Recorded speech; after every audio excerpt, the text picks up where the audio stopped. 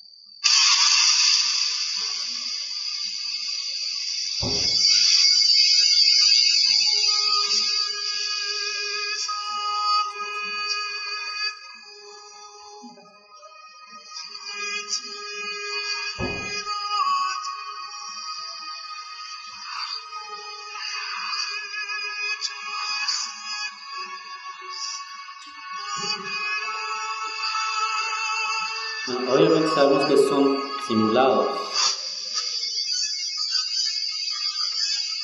pero ¿qué es realmente lo que pasa con el paciente traumatizado? Y que en algunas ocasiones lo que no tenemos nosotros es la cultura de la prevención. ¿Qué es lo que tenemos nosotros que fomentar? Levanten la mano de ustedes, quienes cuando son conductores y son copilotos se ponen el cinturón de seguridad. Y cuando vienen sentados atrás, ¿seguros? Porque eso es muy importante, y sobre todo si traen niños. Recordemos también que lo que viene siendo el paciente pediátrico o los niños en sí no deben de venir en los asientos delanteros, porque eso puede provocar otro tipo de problemas, de situaciones. Recordemos también que desafortunadamente ninguno de nosotros estamos exentos a que vamos a tener algún problema de este tipo.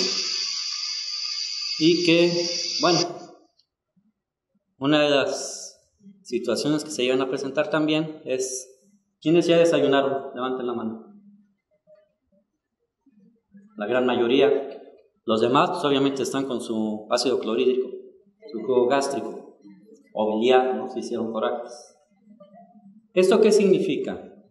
Con respecto a lo que viene siendo el paciente traumatizado.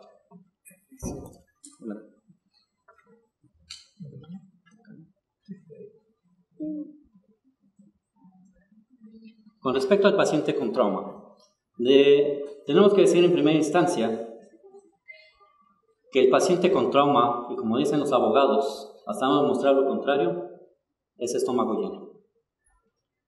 Y ese estómago lleno, obviamente puede ser por alimentos que haya consumido, pero también el problema de la broncoaspiración no solamente se va a dar por esos alimentos que se llegan a consumir. Ustedes ya vieron el trauma maxilofacial, trauma de cuello, partes blandas. ¿Qué puede haber también de situaciones que produzcan una broncoaspiración? ¿Quiénes de ustedes les gusta masticar chicle? Y cuando van conduciendo también, lo llegamos a hacer, ¿no? A lo mejor vamos tomando refresco, café, a lo mejor el jugo en la mañana, el sándwich. Entonces siempre estamos con el estómago lleno. O en dado caso, si estamos con el estómago vacío, entre comillas, sabemos también que ese ácido clorhídrico o ese jugo gástrico, el contenido, lo que viene siendo a nivel de estómago, pues puede producir también problemas en lo que viene siendo la broncoaspiración del paciente traumatizado. Y para esto primero tenemos que definir qué es la broncoaspiración. Esto es el paso de material, ya sea de orofaringe o gástrico, a laringe y tracto respiratorio bajo. Esto obviamente va a producir complicaciones que puede llegar a ser hasta una neumonitis por aspiración o hasta una neumonía. Complicaciones que en el paciente con trauma se puede dar por varios factores, varias circunstancias que vamos a ver más adelante. Pero, ¿qué situaciones por sí mismas nos van a dar una broncoaspiración en el paciente traumatizado?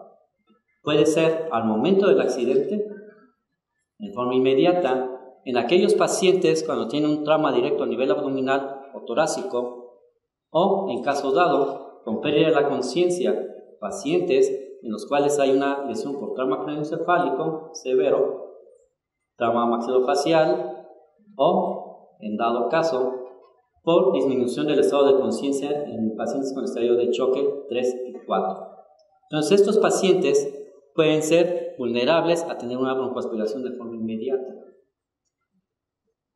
Igualmente, si llegan los técnicos en emergencias o en el área de urgencias trauma-choque, se tiene que manejar la vía aérea en muchos de estos pacientes, aunque sabemos que no todos los pacientes requieren de ser intubados o manejo o control de la vía aérea directamente. Pero en estas ocasiones, en estas situaciones, nosotros sabemos que nuestros pacientes pueden requerir a lo mejor ese manejo invasivo o no de la vía aérea, con ventilación o no positiva, que habitualmente ya se estaba mencionando el día de ayer. Los pacientes van a requerir o no de ventilación positiva. ¿Y esto qué es lo que nos puede producir? Si no sabemos ventilar a nuestros pacientes, obviamente insuflación del estómago e incremento de la presión intragástrica y los pacientes pueden tener regurgitación o en dado caso vómito, y esto irse a la vía respiratoria. Sabemos nosotros que se puede presentar esta neumonitis por aspiración, que es la lesión pulmonar aguda posterior a la inhalación de contenido gástrico regurgitado. Pero ya dijimos que también hay cierto tipo de traumatismos y que se pierde lo que es el estado de conciencia o en dado caso un trauma maxilofacial directo a nivel de cuello. ¿Qué otras cosas se puede aspirar? Sangre, mucosa oral, piezas dentarias, así que chicles de menta, canela, hierbabuena y tutifrutos, los que llegaron a escuchar ese anuncio, ¿sí? Cacahuates, lo que tengamos, ¿no? Nosotros en la cavidad oral. Entonces, esto puede producir una broncoaspiración. Igualmente, esto puede atorarse. A mí me tocó en una ocasión que en lo que viene siendo entre la epiglotis y la glotis, un paciente con una prótesis dentaria se le quedó atorado, parte adentro de la vía respiratoria y parte afuera, con los ganchitos.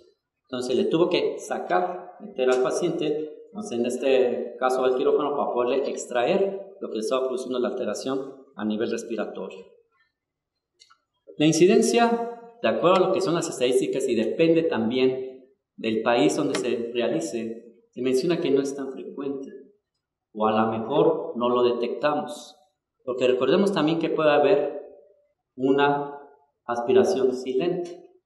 En muchas de estas ocasiones la aspiración silente puede ser no necesariamente al momento del traumatismo, sino mientras el paciente está en quirófano, en el trance anestésico o en la unidad de cuidados intensivos.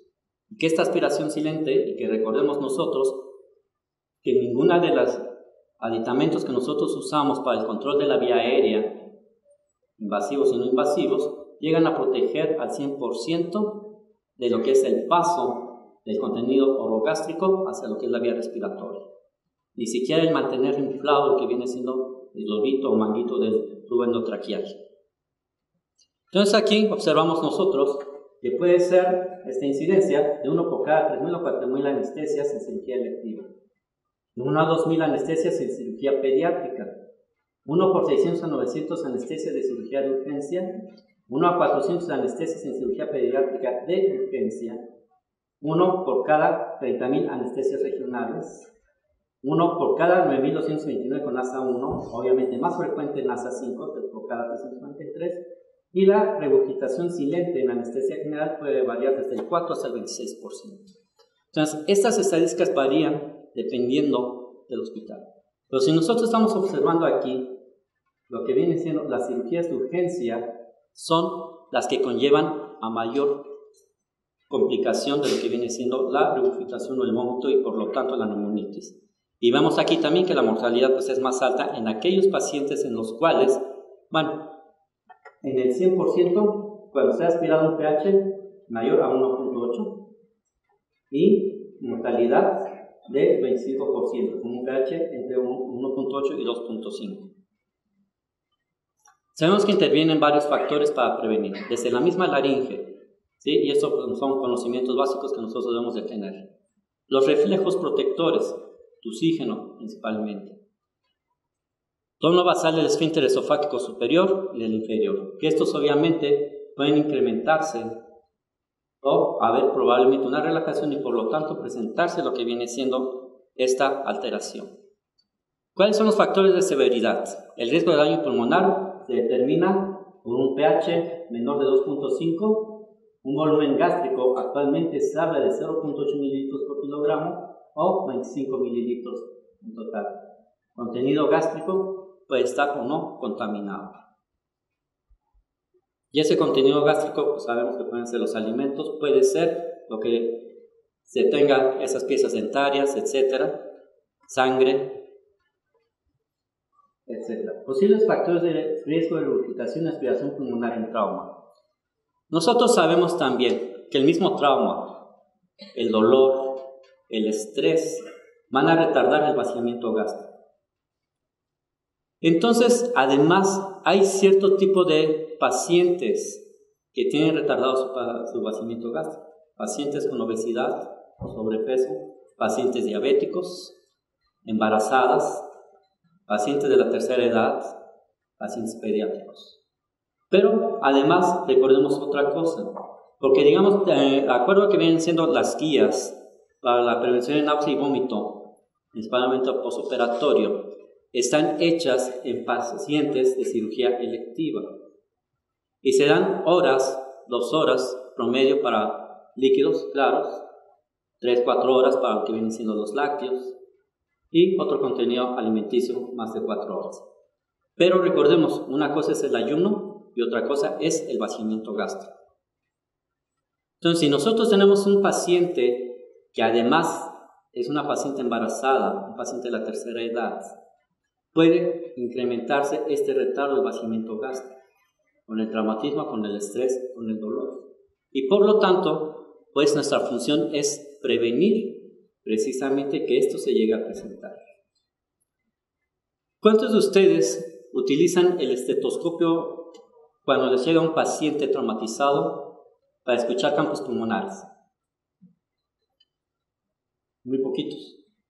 ¿Cómo podemos saber nosotros si en dado caso esa broncoaspiración se dio en el lugar del accidente, se dio en urgencias o probablemente se presentó cuando nosotros estábamos manejando la vía aérea?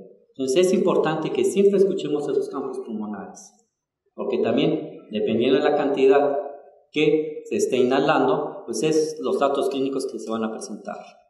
Entonces hay un incremento del contenido gástrico, en el cual pues, hay ese retardo del vaciamiento gástrico e hipersecreción gástrica, exceso de alimento o falta de ayuno, incremento de tendencia a regurgitación vómito, disminución del tono del esfínter esofágico inferior con reflujo gastroesofágico. Los extremos de la vida, los mencionamos, obviamente también, ¿quiénes pueden incrementar la sonda oronasogástrica, intubación endotraqueal? ¿Esto por qué puede? Estamos precipitando nosotros los reflejos nauseosos principalmente. Entonces el paciente al momento que se está colocando la sonda oronasogástrica puede presentarse ese reflejo y el paciente vomitar y broncoaspirar. Actualmente, digamos ahí, en el hospital de nosotros, no les están poniendo la sonda oronasogástrica en el lugar de urgencias, porque además, lo que refieren, digamos, los compañeros urgenciólogos es que les produce mucho dolor al momento de estarla pasando. Y se les está colocando en quirófano. Obviamente es un riesgo. La sonda oronasogástrica sí nos puede ayudar a vaciar en cierta proporción de que viene siendo el estómago y contenido gástrico. Traqueostomía, ventilación de mascarilla facial. Por incompetencia laringea, anestesia general, cirugía de emergencia, inexperiencia del anestesiólogo, cirugía nocturna, trauma de tórax, trauma abdominal, quemaduras, disminución, pérdida del estado de conciencia. O sea, todos estos nos pueden producir una incompetencia laringea. El solo hecho de nosotros de administrar lo que viene siendo algún fármaco para la inducción, para la analgesia, y que sabemos que hay fármacos como lo que viene siendo el etomidato, los opiáceos, llegan a producir mayor náusea que otro tipo de fármacos que nosotros estamos administrando. Y bueno, se requieren varias condiciones fisiológicas anormales para que se produzca la aspiración.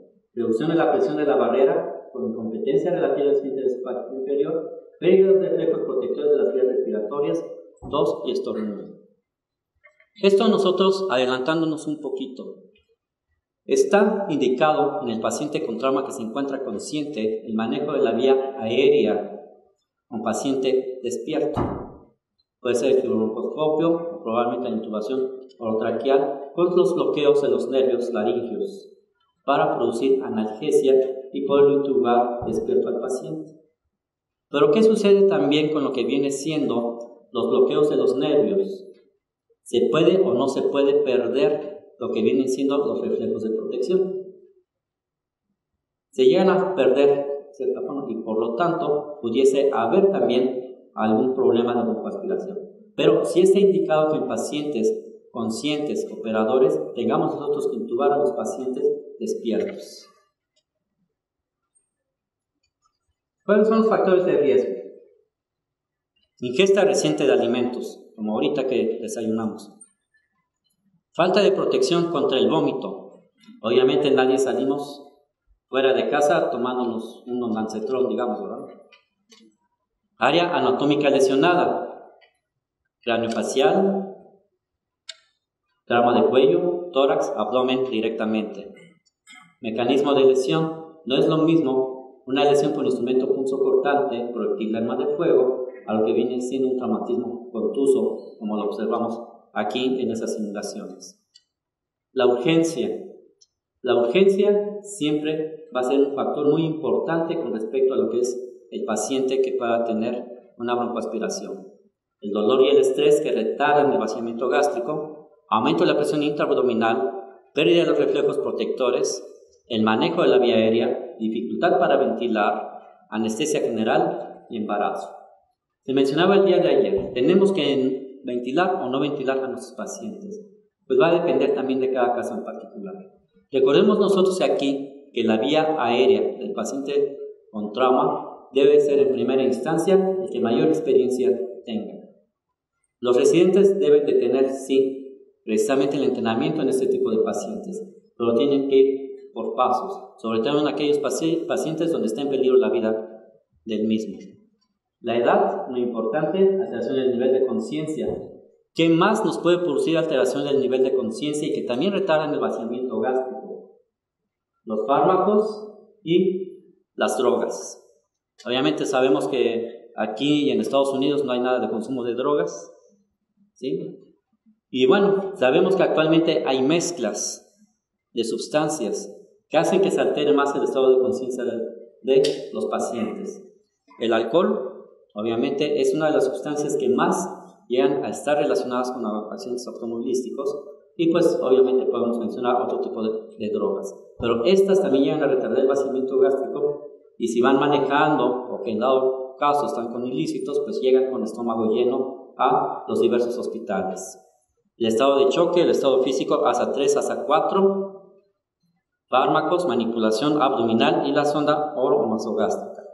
Obviamente, ciertas condiciones anatómicas de los pacientes, como puede ser ese cuello corto en pacientes obesos. Entonces, ya dijimos, hasta no demostrar lo contrario, todos los pacientes son estómago lleno. Pacientes con trauma. Aquí, pues vamos a ver qué es lo que sucede. La barrera de presión se encuentra disminuida o abolida por lesiones en el sistema nervioso central, diafragma o abdomen superior, por enfermedades persistentes del sistema nervioso central, en hiato, diabetes, obesidad, intoxicaciones con psicotrópicos, con anestésicos y otros como la morfina, teopental, inhalatorios, opiáceos. La presión intragástrica puede estar aumentada por sangre intraperitoneal, distensión intestinal, traje de pantalones antichoque, distensión gástrica, vasculaciones. material intragástrico con vida reciente, ilio, obstrucción pilórica. Entonces, todos estos son factores que nosotros tenemos que considerar para lo que es nuestro paciente traumatizado.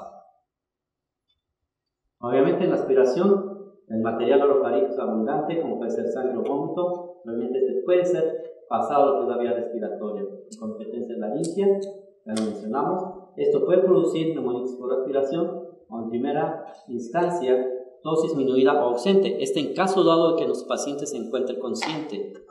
Si en dado caso está inconsciente, sea por el mismo trauma o en dado caso por lo que viene siendo la intubación orotraqueal, pues pueden presentarse otro tipo de alteraciones.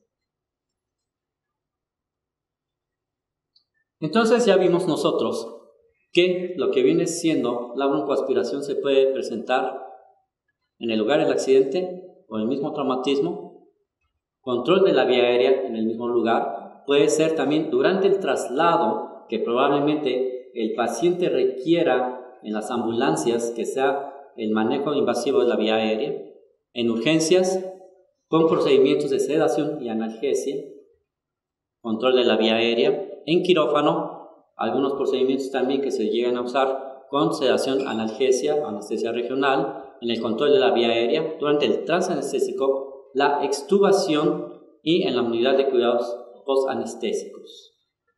En la UCI, durante la extubación.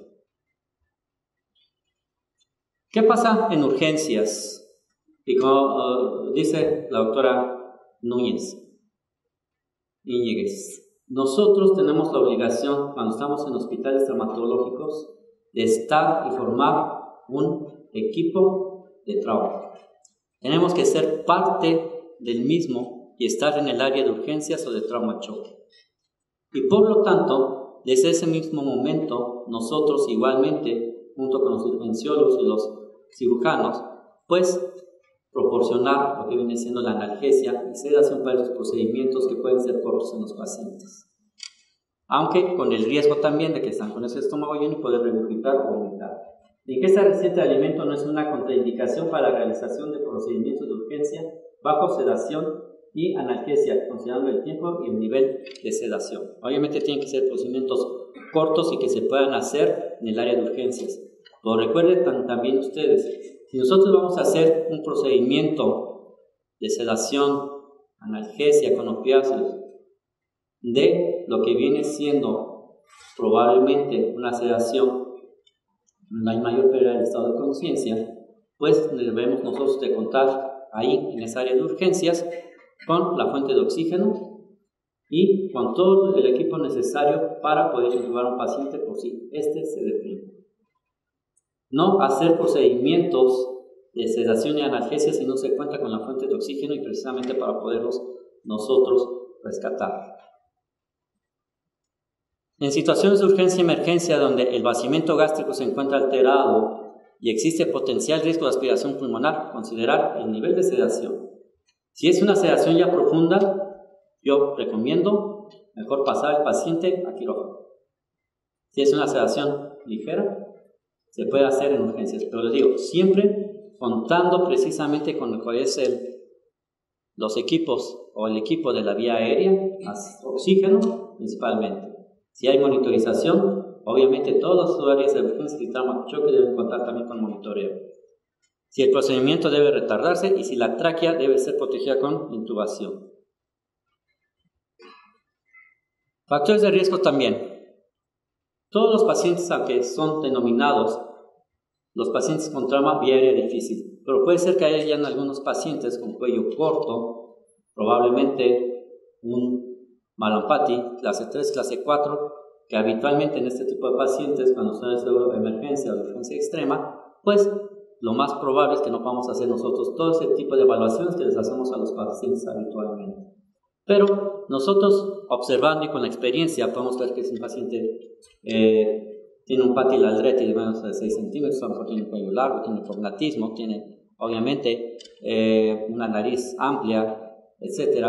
Entonces, otras cosas que nosotros tenemos para poder evaluar a un paciente con esa vía aérea en forma rápida. La ventilación con presión positiva. Algunos pacientes sí van a requerir la presión positiva, pero también hay que tener la experiencia. Hay que recordar nosotros con respecto a lo que es el ABC. El control de la vía aérea siempre está casado con la estabilización de la columna cervical. En muchas ocasiones, el colocar al paciente en posición de olfateo para mejorar nosotros también la ventilación hacia ellos, puede estarse manipulando lo que viene siendo la columna cervical. Vimos el video que pasó la doctora Clara Núñez y que al momento en que está en urgencias, al paciente la manipulan la cabeza.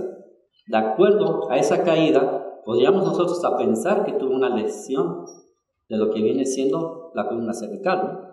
Por la forma en la que se dio el traumatismo, aunque tuvo pérdida, ¿no?, de lo que es macizo facial. Entonces, hay que tener mucho cuidado también nosotros al momento de estar manipulando a nuestros pacientes para poderlos ventilar e intubar, y siempre mantener esa estabilización en línea para poder nosotros manejar la vía aérea. La colocación de la sonda oronasofaringea y durante la intubación, la inducción, los bloqueos neuromusculares, la dificultad de la laringoscopía, presión o no del cartílago cricoides y la extubación. Actualmente hay muchos artículos que dicen que lo que es la maniobra de Selig no debe ya de realizarse. Y en primera instancia es porque lo que era la presión o compresión de ese cartílago cricoide es medido en joules, dinas, newtons. Y si ustedes leyeron en alguna ocasión lo que viene siendo un artículo, los artículos que salieron, y además también la experiencia de nuestros maestros nos decían: apriétate tú el lóbulo de la oreja. Levante la mano, ¿quién les tocó que les enseñaran eso? Se apretaran el lóbulo de la oreja y cuando sintieran dolor, es la compresión que tienen que dar. Entonces, si va a ser muy difícil que yo estuviera sintiendo dolor aquí, quisiera la compresión, ¿verdad? No va a ser lo mismo mi mano izquierda que mi mano derecha, ¿sí? O el doctor Beckett, ¿sí? Va a sentir a lo mejor más dolor con su cuerpo que yo, ¿no? Entonces, eso es muy variable. Además, dentro de estos artículos, y que pues se ha observado y basado en evidencias, que realmente no protege lo que viene siendo el paso de lo que es el contenido orogástrico hacia la vía respiratoria. Además también, si ustedes se acuerdan, algunos artículos anteriores nos decían: retiren la sonda oro-nasofaringea porque lo que viene siendo la compresión del cartílago cricoides no va a producir protección. Entonces había que retirar la sonda oronasogástrica, hacer la compresión, intubar al paciente y luego volvérsela a colocar. Al momento de quitársela, pues obviamente se venían las complicaciones.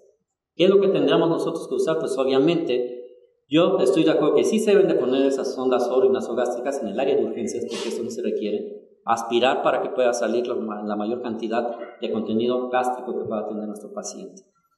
Además de que no sabemos o no sabíamos cómo manejar lo que viene siendo esa maniobra de Selig. Aquí podemos nosotros ver, ¿realmente se está realizando en forma correcta? No, ¿verdad? No se está realizando en forma correcta. Entonces, realmente no sabemos ni siquiera cómo aplicar una maniobra de Selig. Pues los artículos recientes dicen que no hay evidencia de que realmente proteja lo que viene proteja la vía aérea. Pero sí se llegaron a ver fracturas laríngeas. Entonces, ahí podemos nosotros tener también problemas como anestesiólogos. Y durante la extubación, nosotros sabemos que son pacientes de urgencia y de emergencia y que también tenemos nosotros que determinar. Los pacientes con trauma, que es una urgencia, no deben de estar más de 2 horas en el área de urgencias o trauma shock. El tipo de traumatismo que tengan. Una emergencia es aquella en que el paciente no debe de pasar más de 30 minutos y que entre a quirófano. Sabemos que, digamos, en algunos centros, pues rápido se pueden hacer los diagnósticos, se pueden hacer los estudios de laboratorio.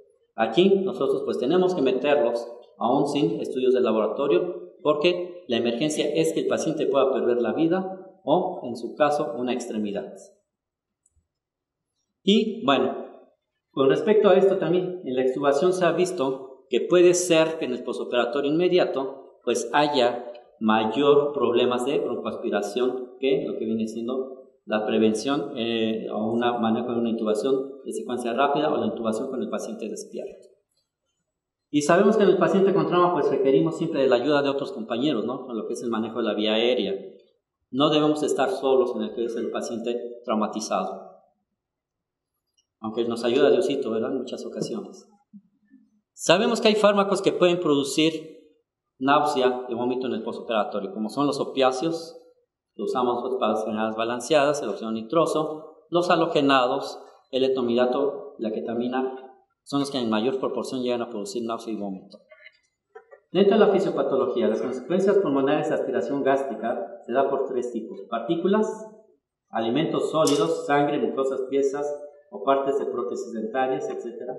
Ácidos o lesión tisular directa, inmediata proceso inflamatorio, o bacterias, que en el caso probable de un paciente traumatizado, las bacterias en ese momento no es tan fidedigno que se llegue a dar. Más bien aquí son en pacientes que tienen una oclusión intestinal, etcétera, o sepsis intraabdominal. Pero observen ustedes qué pasa aquí. Esta la pongo siempre de ejemplo, porque en el transanestésico puede haber precisamente este tipo de situaciones. Cuando es trauma abdominal, ¿sí? Obviamente se están manipulando las asas intestinales, se está manipulando el estómago. O en dado caso, si nosotros dimos una mala ventilación y aumentamos la presión intragástrica, posteriormente puede darse ese reflujo en los pacientes o ese vómito y salir por nariz y por boca. Y como yo les decía, los tubos endotraqueales ni ningún aditamento realmente de vía aérea pues protege al 100% lo que es el paso hacia la vía respiratoria, o sea, da una protección. Dentro de esto, bueno, sabemos que hay una cascada inflamatoria de la aspiración. Se desencadena una cascada inflamatoria que está mediada por varias vías. Y una de estas, de las más importantes, es la activación de neutrófilos, interleucina 8, molécula de acción intercelular, factor de necrosis tumoral y complemento. Pero esto nos va a producir, obviamente, una inactivación del surfactante, lesión pulmonar, alteraciones o cambios en la vía del complemento, efectos fisiológicos como aumento de la relación de oxígeno arterio-alveolar, disminución de la confianza, disminución del índice de permeabilidad, aumento de la relación de lo que viene siendo la sequedad y la humedad dentro del pulmonar, secuestro de granulación, de desactivación y marginación, etc. O sea, todo esto se lleva a producir en los pacientes cuando ya broncoaspiraron.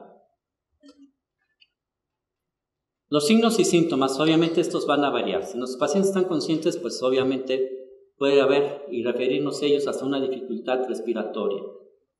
Y puede haber también tos, aunque esta se encuentre disminuida. Pero si están bajo una anestesia general, pues puede haber broncoespasmo, hipoxia, estertores, contenido gástrico en orofaringe, taquipnea, en pacientes despiertos puede haber taquicardia, sibilancia, cianosis, hipotensión, puede haber fiebre, obstrucción de la vía aérea, atelectasia. Por eso es importante la clínica en nuestros pacientes. Y yo les comentaba el día de ayer que no se nos debe de olvidar la inspección, percusión, palpación y auscultación. Porque estos datos clínicos nos pueden dar o llevar precisamente al diagnóstico de un paciente que haya broncoaspirado. Otros datos clínicos, pues incremento del cortocircuito pulmonar, disminución de la capacidad funcional residual y que esto nos va a hacer que el paciente caiga más fácil en hipoxia e hipercarbia, aumento de la resistencia pulmonar, inactivación del surfactante y reducción de la distensibilidad pulmonar. Diagnóstico clínico, pues oximetría de pulso. Es muy importante que nosotros tengamos en nuestros pacientes laboratorio, gases arteriales, obviamente va a haber una acidosis respiratoria, análisis del pH aspirado, puede ser citológico para ver qué sustancia es la que está produciendo el problema, cultivo de esputo, pepsina inmunoensayo, gabinete, pues radiología, broncoscopía y fibra óptica. Se menciona el lavado bronquialveolar como diagnóstico. Aspiración de aguja percutánea, biopsia de pulmón abierto, cintografía. Diagnóstico diferencial. Puede ser que nuestro paciente probablemente no haya broncoaspirado, entonces tenemos nosotros que hacer el diagnóstico diferencial con esto. Neumonía necrotizante, fístula broncopleural, carcinoma pulmonar, micosis, tuberculosis y absceso pulmonar. Obviamente son pacientes que tendrían una patología previa. Monitorización, pues todo lo que tenemos, porque son pacientes que en dado caso pueden complicarse. De todas formas son pacientes que nosotros metemos a quirófano y deben de tener una monitorización completa. ¿Cuál va a ser el tratamiento? Y esto nosotros vamos a empezar algunos manejos y otros tiene que ser obviamente en una unidad de cuidados intensivos. La posición de la cabeza, la succión del material de oroinosofaringe, la intubación traqueal como prevención más que como manejo, pero posteriormente el paciente debe continuar intubado. Succión traqueal antes de ventilación mecánica o respiración espontánea con oxígeno. Aquí hay cosas muy importantes que mencionar con todo esto que estamos viendo nosotros. Puede haber un broncoespasmo, podemos usar nosotros dilatadores, presión positiva continua, es decir, PAP, BiPAP, IPPB, lavado bronquial, broncoescopía. En algunas ocasiones se llega a usar el surfactante. Pero igualmente nosotros, en el momento que se nos llega a presentar, ¿qué es lo que tenemos que hacer? Levanten la mano de ustedes, quienes al momento que su paciente se llega a tener una regurgitación, un vómito, les hace aspiración bronquial.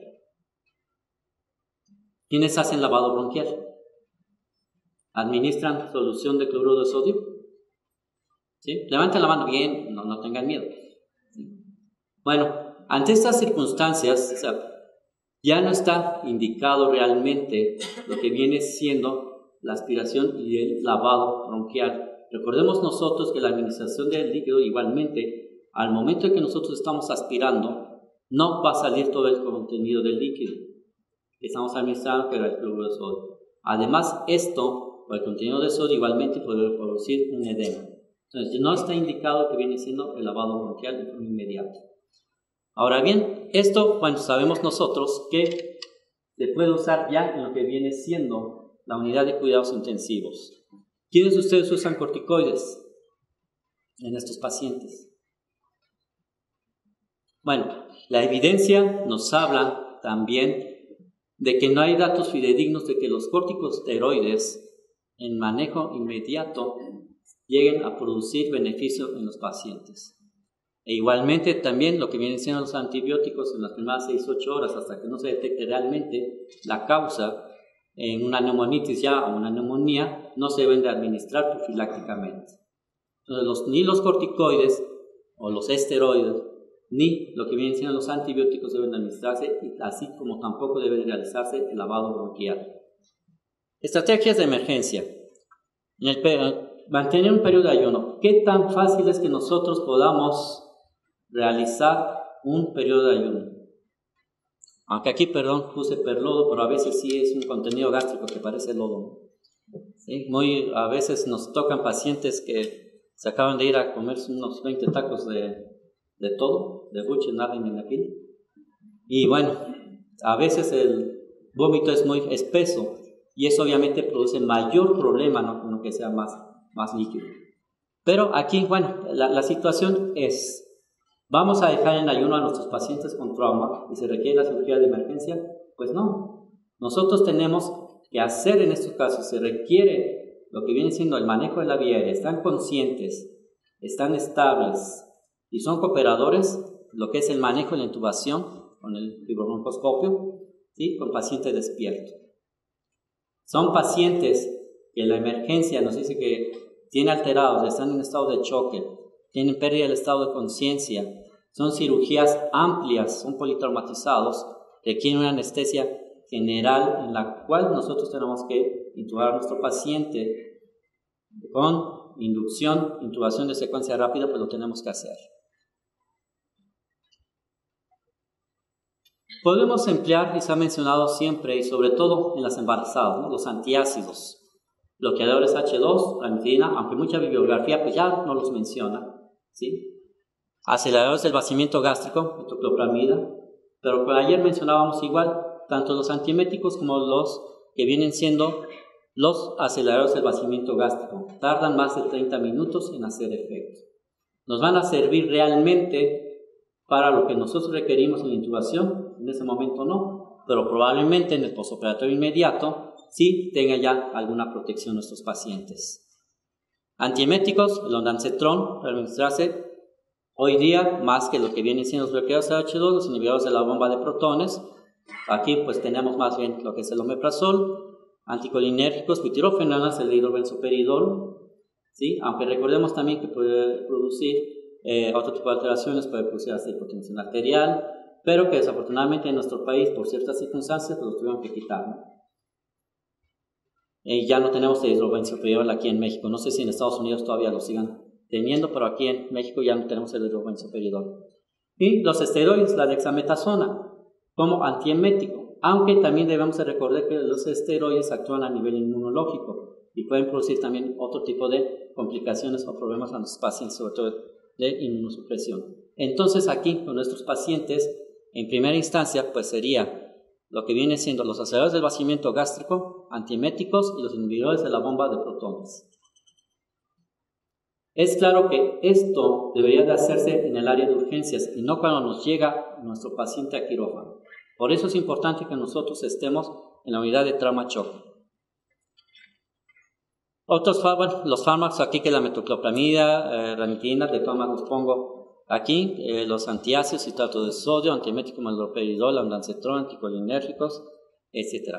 Y no existe evidencia de que la profilaxis farmacológica, todos estos antiácidos bloqueados H2, antagonistas, antieméticos, anticolinérgicos, disminuye el riesgo de broncoaspiración o la neumonitis en caso de urgencia.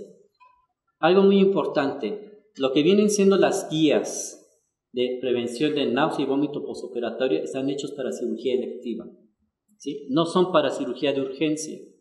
Entonces, aquí nosotros es lo que tenemos que evaluar, el riesgo-beneficio para cada uno de nuestros pacientes. Con estas situaciones de que realmente no se ha visto que disminuyan el riesgo.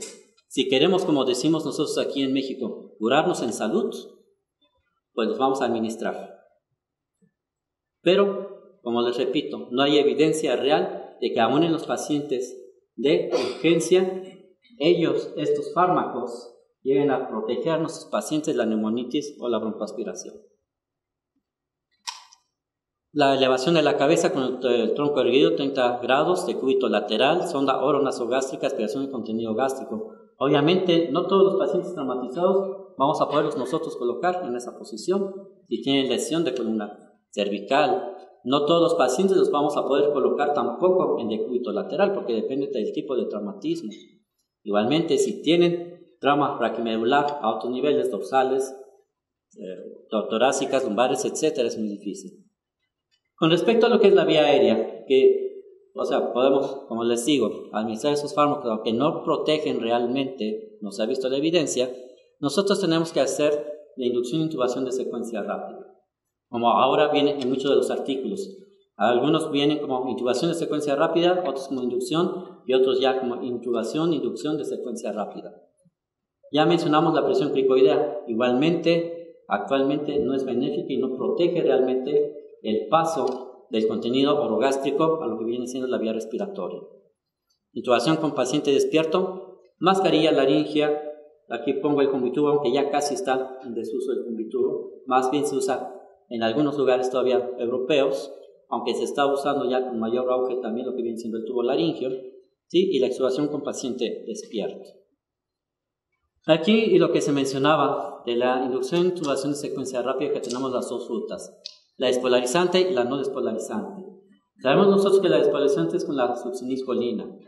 Y con respecto a esto, pues nosotros sabemos que incrementa la presión intragástrica, las fasciculaciones. Obviamente esto puede producir también los problemas de que haya una broncoaspiración casi inmediata en nuestros pacientes. Sabemos que podemos nosotros reducir esa broncoaspiración. Se recomienda en algunos artículos la administración de lidocaína previamente, de 1 a 2 miligramos por kilogramo de peso, o una dosis de fasciculante, ¿sí? Con un bloqueador no despolarizante previamente. Se hace la inducción, igualmente, dependiendo de cada caso en particular, es lo que nosotros vamos a usar. En nuestros pacientes, ¿qué inductor? Tenemos que evaluar, en primera instancia, nuestro paciente, su estado de conciencia. Ese estado de conciencia está perdido debido a ¿qué? Por traumatismo encefálico en forma directa, por psicotrópicos, por alteración del sensorio secundario a un estadio de choque 3 y 4. ¿Hay lesiones de columna cervical? lesiones tóraco-abdominales, extremidades. Entonces tenemos nosotros que evaluar igualmente globo ocular, como se veía ya de ayer, tramo maxilofacial. Entonces nosotros tenemos que evaluar en qué paciente podríamos nosotros administrar o no la succinilcolina. Aunque se sigue empleando en algunos lados, en muchos otros ya se proscribe precisamente lo que viene siendo la administración de la succinilcolina, sobre todo en pacientes politraumatizados o polifracturados, porque esas mismas fasciculaciones pueden producir también que haya mayor desplazamiento. La ventilación a presión positiva o no. Nosotros sabemos que lo que era la técnica inicial de inducción de intubación secuencia rápida será la preoxigenación del paciente y 3 minutos posteriormente ya intubar. Pero aquí son pacientes que están inconscientes. Entonces nosotros tenemos que ventilarlos, en este caso, si en dado caso sí lo requiere. O en dado caso la ruta no despolarizante, la dosis de cebamiento, igualmente el mismo no despolarizante, la presión o no del cartílago cricoides, la inducción, igualmente tenemos nosotros que evaluar si es un paciente en estado de choque, qué dosis tenemos nosotros que administrar. Igualmente, intubamos o no intubamos al paciente que, entre comillas, sería despierto, ¿no? Porque es un paciente inconsciente, le pasamos o no le pasamos fármacos. Es claro que aquí se debe tener la experiencia y el conocimiento de la farmacología de cada uno de nuestros medicamentos que le podemos nosotros producir. La presión del cartílago cricoides, sabemos nosotros que estamos incrementando en otras de las situaciones, cuando sobre todo con el rocuronio, la ED95. Cuando se está incrementando la ED95, sabemos que se va a prolongar el efecto de los pacientes si están chocados, pues esto puede haber también mayor fracción libre, porque sabemos que en el estado de choque vamos a estar perdiendo proteínas. Y bueno, aquí otras situaciones que nosotros nos llevamos a enfrentar con nuestros fármacos inductores. ¿Vamos o no vamos a disminuir las dosis, dependiendo de cada caso en particular? Es lo que nosotros tenemos que evaluar. Obviamente, después de intubar a nuestro paciente, puedes confirmar que realmente se encuentra intubado. Podemos nosotros usar, les digo, cada caso en particular, si dependiendo de cada situación, cada paciente, podemos usar tiopental, ketamina, podemos usar el succinilcolina, el rocuronio. El propofol, sabemos nosotros que tiene un cierto efecto antiemético, que no es tan real, ¿no? Pero lo podemos nosotros emplear, pero también tiene sus indicaciones. Etomirato se usaba mucho, sobre todo en aquellos pacientes inestables. Sabemos que actualmente está cayendo en desuso, en muchos lugares ya no se emplea precisamente por la supresión a nivel de las suprarrenales. Midazolam, yo en lo personal no lo recomiendo para lo que es el paciente con trauma. Aunque hay algunos artículos, ¿no?, que lo mencionan, pero yo en lo personal no, porque he visto mayor caída de gasto cardíaco, de resistencias periféricas y mayor problema de hipotensiones en estos pacientes. Y que en algunos lugares los llegan a usar hasta 20 miligramos para intubación de secuencia rápida, que obviamente son dosis exageradas. A veces rocuronio 3-4 ampolletas, o a veces nos hacen inducción de secuencia rápida con 4 o 5 ampolletas de lo que viene siendo rocuronio. En esta misma intubación de secuencia rápida, pues la puede administrarse, lo que mencionábamos, la lidocaína puede administrarse también en aquellos pacientes que tienen dolor. Obviamente, como les digo, cada paciente traumatizado es un caso especial y tenemos que individualizarlos. No son recetas de cocina. Puede usarse el propofol. En algunos lados, como decimos aquí, se está usando el famoso café con leche, asociación de ketamina con propofol para inhibir los efectos secundarios de cada uno de ellos. ¿Sí? Rocuronio, succinilcolina. Y bueno, en esta revisión sistemática se concluye que en el servicio de urgencias la secuencia de intubación rápida con succinilcolina en comparación con rocuronio produce más a menudo excelentes condiciones de intubación, según en esta revisión del 2008, ¿sí?, que viene siendo de la Cochrane.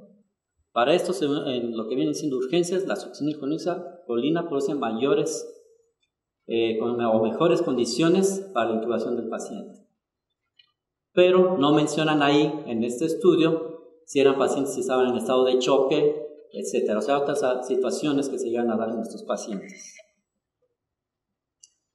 Ahora bien, con respecto a esto también, la ausencia de pruebas de estudios controlados sugiere que la decisión de utilizar inducción e intubación secuencia rápida no se puede apoyar ni basar sobre la base de pruebas de calidad. Obviamente no existen estudios controlados para que nosotros podamos decir tal o cual fármaco puede ayudarnos para la prevención o, en dado caso, para la inducción de secuencia rápida como inductores o como bloqueadores neuromusculares. Y obviamente siguen existiendo estas preguntas. ¿Se mejoran los resultados de intervención de emergencia de la vía aérea en comparación con otras técnicas de inducción e intubación de las vías respiratorias? ¿Todos los medicamentos se administran rápidamente la inducción e intubación de secuencia rápida? ¿Cuál es la droga de inducción para intubación de secuencia rápida? ¿Qué bloqueador neuromuscular es el de elección? En caso de fármacos coadyuvantes, ¿cuáles debemos nosotros de administrar? En caso de presión sobre el cricoide, se utiliza de forma rutinaria en todos los pacientes. Debe evitarse la ventilación con bolsa y mascarilla de forma rutinaria en la inducción e intubación de secuencia rápida. O sea, son preguntas que siguen existiendo todavía, ¿sí? Debido a que realmente en el área de urgencias no existen todavía en sí consensos para que se pueda determinar cuál o cuál fármaco debe de realizarse, debe de utilizarse. Tenemos métodos alternativos. Sabemos que muchas veces no podemos nosotros intubar a nuestros pacientes, o en algunos casos estos métodos alternativos son de primera instancia, en algunos casos en particular. El empleo de la mascarilla laringea, la que ustedes quieran, viroscope, etc., fast track, con bitubo, tubo laringio, intubación con paciente despierto y intubación con fibra óptica, principalmente. O sea, estos son alternativos. Complicaciones: puede haber broncoespasmo, neumonitis por aspiración como el síndrome de Mendelssohn, neumonía, absceso pulmonar, edema agudo de pulmón, síndrome de insuficiencia respiratoria del adulto, fibrosis pulmonar, muerte. Obviamente que lo que nosotros no queremos es que pase esto, ¿verdad? Siempre en el paciente con trauma, la muerte está rondando. Y si a veces puede ser que aquí mismo, en nuestras casas, tengamos un accidente. No les recomiendo obviamente que salgan en ayunas, ¿verdad? Esperemos principalmente que ninguno de nosotros tengamos un traumatismo. Lo importante como anestesiólogos es saber y comprender, primero, tenemos que trabajar en equipo con los urgenciólogos, con los técnicos en emergencias, con las enfermeras, con los cirujanos, neurocirujanos, ortopedistas, etc. Pero a veces se nos olvida alguien que también son parte importante y que tenemos que enseñarles a ellos, que son los camilleros. ¿Cuántos pacientes no son mal pasados de la camilla a la mesa de quirófanos y viceversa? Entonces esa también es una función nuestra, ¿sí? Enseñarles a los camilleros, a las enfermeras que no tienen conocimiento de cómo se debe de manejar un paciente, porque son parte, yo los considero, de lo que es el equipo traumatológico. Es obvio que, bueno, aquí las conclusiones son, realmente, nosotros vamos a usar intubación en secuencia rápida, sí, pero cada paciente nosotros tenemos que evaluarlo y ver cuál es el mejor fármaco para estos pacientes. A veces sabemos que en nuestros hospitales a lo mejor contamos con cierto stock de medicamentos, cierto stock para el manejo de la vía aérea. Bueno, pues esos, los mejores que tengamos para administrárselos a nuestros pacientes. Y que podemos nosotros sí administrar esos medicamentos para prevenir la náusea y el vómito. No van a hacer efecto en forma inmediata, pueden hacerlo posteriormente, pero ya vimos que realmente no llegan a proteger realmente que haya una broncoaspiración en nuestros pacientes. Igualmente, no emplear ya de forma rutinaria aspiración y lavados bronquiales ni lo que viene siendo los esteroides. Y pues muchas gracias por su atención.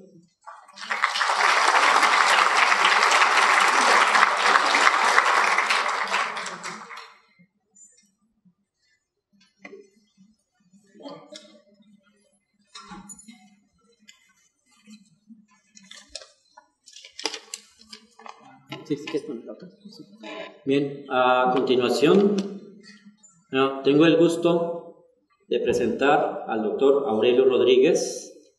El doctor nació en el año 1943, perdón, si no está tan chiquito, pero en 1943 en Chincha, Alta, Perú. Fue graduado en la Universidad de San Marcos en Lima en 1967, interno en la Universidad de Cincinnati, residente de cirugía en la Henry Ford, presidente de cirugía general en la Pontiac General, cirugía cardíaca en Wayne State.